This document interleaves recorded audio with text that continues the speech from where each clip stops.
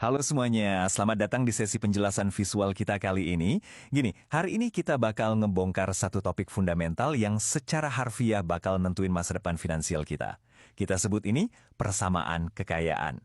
Lebih spesifiknya, kita bakal ngelihat bedanya nyimpen uang doang dibandingin sama ngembangin atau muterin uang itu. Pernah nggak sih kamu mikir kenapa ya ada orang yang kayaknya melesat banget secara finansial, sementara yang lain kerasa jalan di tempat padahal udah hemat setengah mati? Nah, yuk kita bedah bareng-bareng.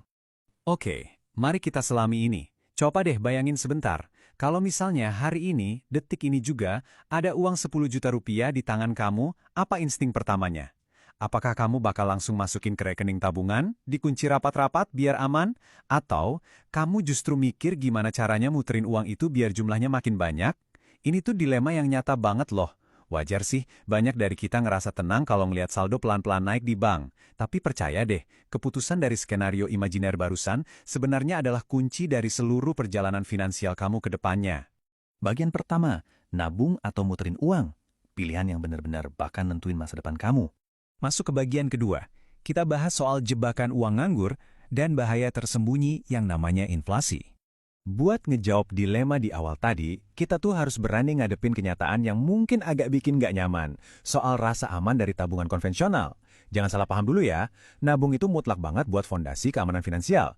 Tanpa tabungan darurat, satu masalah kecil aja, kayak atap bocor atau tiba-tiba harus ke rumah sakit, itu bisa bikin hidup kita berantakan. Kita jelas butuh jaring pengaman itu. Tapi, disinilah kesalahan fatalnya sering terjadi. Banyak orang berhenti di tahap nyimpen doang. Mereka nganggap tabungan itu garis finish, padahal sebenarnya itu baru garis start. Kenapa sih berhenti di tabungan itu bahaya banget? Karena ada pencuri senyap yang siap beraksi. Namanya inflasi. Ini tuh kenaikan harga kebutuhan hidup yang terus-terusan terjadi tiap tahun. Gini deh, mari kita pakai angka nyata biar kebayang. Kalau uang kamu cuma diam di rekening dengan bunga katakanlah 1%, sementara inflasi lari di angka 4 atau 5%, secara teknis kamu tuh lagi kehilangan uang tiap hari. Diam-diam, daya beli kamu tergerus. Makanya sering kan kerasa frustrasi? Udah ngerasa hidup hemat, kerja keras banting tulang, tapi kok uangnya kalah cepat sama harga sembako? Rasanya persis kayak lagi lari di atas treadmill. Keringetan parah, capek, tapi yang nggak kemana-mana. Bagian ketiga, rahasia pola pikir orang kaya. Gimana caranya bikin uang kerja buat kamu? Terus, gimana dong caranya orang-orang yang sukses finansial ini bisa lepas dari treadmill inflasi tadi?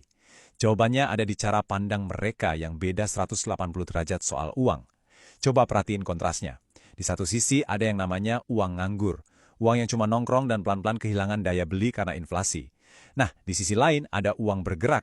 Orang-orang kaya ini nggak ngelihat uang sebagai sesuatu yang harus ditimbun, tapi mereka ngelihat setiap lembar uang itu kayak karyawan. Karyawan yang bisa disuruh kerja keras, non-stop, buat berlipat ganda dan ngasilin lebih banyak uang lagi. Mereka nggak biarin pasukannya diam di barak, mereka kirim pasukannya ke medan tempur finansial. Terus prakteknya gimana mereka bikin uang itu kerja? Mereka muterin uangnya lewat berbagai saluran produktif. Ini bisa berarti ngebangun atau ngedanain bisnis, atau naruh dana di investasi yang solid. Atau ini nih yang sering diremehin, investasi ke keterampilan digital, kayak coding, analisis data, atau digital marketing, yang di era sekarang ini bisa langsung ngelipat gandain nilai kamu di pasar kerja. Mereka juga beli aset-aset yang rutin ngasih pemasukan. Poin pentingnya di sini adalah, waktu bakal memperbesar nilai dari uang yang terus bergerak, sementara uang yang cuma diselipin di bawah kasur, ya pelan-pelan bakal layu. Masuk ke bagian 4, strategi cerdasnya, gabungin nabung dan puterin uangnya. Sekarang kamu mungkin mikir, waduh, apa gua harus narik semua tabungan dan risikoin semuanya besok pagi? Ya jelas enggak dong. Jawabannya adalah ngegabungin keduanya lewat 3 langkah sederhana yang aman tapi powerful. Pertama, pakai sebagian uang kamu buat ngamanin dana darurat. Bangun benteng pertahanannya dulu. Kedua, kalau fondasinya udah aman, baru deh mulai puterin uangnya pelan-pelan lewat investasi kecil. Nggak usah nunggu sampai punya dana raksasa. Ketiga, fokus ke ekspansi. Bangun penghasilan sampingan atau pelajarin skill baru yang kita bahas tadi. Ingat ya, fokusnya bukan seberapa cepat kamu bisa kaya mendadak, tapi seberapa konsisten uang kamu berkembang. Konsistensi itu jauh lebih menang dibanding intensitas yang cuma panas di awal. Nah, sekarang aku mau ngajak kamu refleksi personal sedikit. Mari kita gedein skalanya. Bayangin, kamu bangun tidur pagi ini dan tiba-tiba dapat transferan 100 juta rupiah. Apa yang bakal kamu lakuin? Disimpan utuh di tabungan? Atau otak kamu udah mulai muter mikirin kemana uang ini bakal dipekerjakan? Coba ditahan sebentar dan dipikirin jawabannya. Kenapa skenario imajiner ini penting banget? Karena cara seseorang ngelihat uang hari ini, bahkan cuma dalam angan-angan, sering banget secara akurat nentuin bakal kayak apa masa depannya nanti. Mindset kamu itu kemudi kapal kamu. Bagian kelima, waktu. Senjata terbesar buat ngebangun kekayaan. Jangan pernah nunda buat mulai. Kalau kita ngomongin soal investasi atau muterin uang, ada satu hambatan mental yang sering banget ngejegal langkah kita. Ingat ini baik-baik, bahayanya itu bukan pada modal yang kecil, tapi pada kebiasaan menunda-nunda. Banyak banget loh orang yang terjebak mikir kalau mereka harus nunggu kaya dulu atau nunggu gajinya naik dulu baru mulai investasi. Kenyataannya justru kebalikannya. Orang-orang bisa capai kebebasan finansial justru karena mereka mulai jauh lebih awal walaupun modal pertamanya kecil banget. Waktu yang kamu buang buat nunggu itu aset berharga yang gak akan pernah bisa dibeli lagi. Waktu itu yang ngasih ruang buat efek majemuk bekerja, dan itulah senjata terkuat yang kamu punya.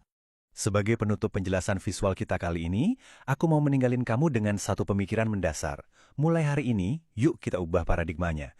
Jangan habiskan seluruh hidup kita cuma buat kerja demi uang. Pelajari caranya bikin uang yang kerja buat kita. Pertanyaan aku buat kamu hari ini, kalau uang kamu diibaratkan sebagai seorang karyawan, apakah mereka sekarang lagi kerja keras ngebangun masa depan kamu, atau mereka cuma lagi asik tidur siang di rekening bank? Pilihan sepenuhnya ada di tangan kamu. Sampai jumpa di penjelasan visual selanjutnya.